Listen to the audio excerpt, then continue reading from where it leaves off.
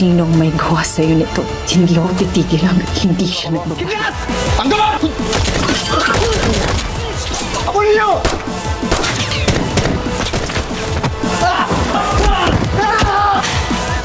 Pwede dito ako!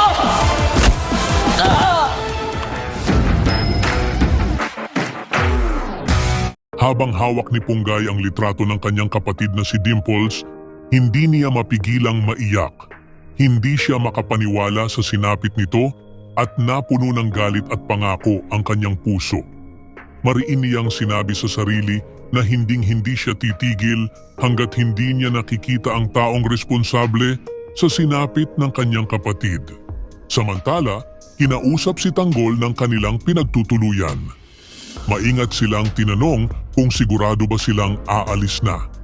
Sumagot si Enteng na kailangan nilang makausap ang kanyang ina upang makahingi ng tulong at makapaghanda sa mga susunod na hakbang. Pumunta sina Tanggol sa bahay ng nanay ni Enteng. Agad kumalat ang balita kay Tindeng na naroon si Tanggol, kaya nagmadali itong puntahan siya. Pagkakita nila sa isa't isa, ipinakita ni Tindeng ang pag-aalala dahil alam niyang delikado pa ang sitwasyon ni Tanggol sa dami ng humahabol sa kanya. Sa kabilang panig, tinawagan ni Roberto si Lucio. Sinabi niyang dapat malaman ni Tanggol kung nasaan si Ramon dahil si Lucio mismo ang may hawak dito. Nagbabadya na naman ng panibagong laban ang sitwasyong iyon. Agad namang inutusan ni Lucio ang kanyang mga tauhan na hanapin si Tanggol.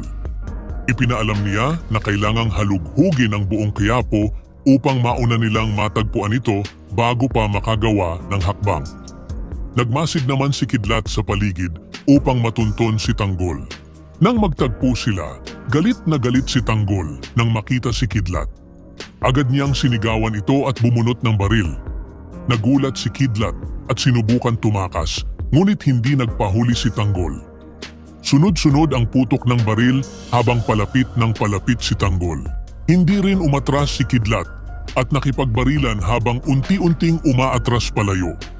Sa huli, hinabol siya ni Tanggol at tinanong kung nasaan si Ramon. Nanatiling tahimik si Kidlat, sinasabing wala siyang alam. Dahil sa inis, binugbog siya ni Tanggol at itinulak pababa ng hagdan. Bumagsak si Kidlat at halos hindi na makagalaw.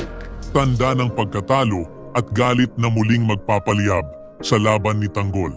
Sa kabuuan ng mga pangyayari, lalong tumitindi ang galit at paghihiganti sa magkabilang panig. Si Punggay ay pinangungunahan ng emosyon at pangakong makamit ang hustisya para sa kapatid niyang si Dimples, habang si Tanggol naman ay patuloy na nilalamon ng galit at pagnanais mailigtas ang kanyang ama. Sa gitna ng kaguluhan, lalong humihigpit ang laban-laban kina Lucio at sa kanyang mga tauhan.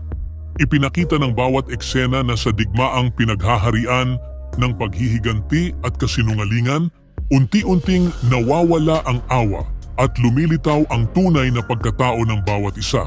Ang handang lumaban, kahit kapalit ay dugo at buhay. Ibahagi ang inyong saloobin sa comments section.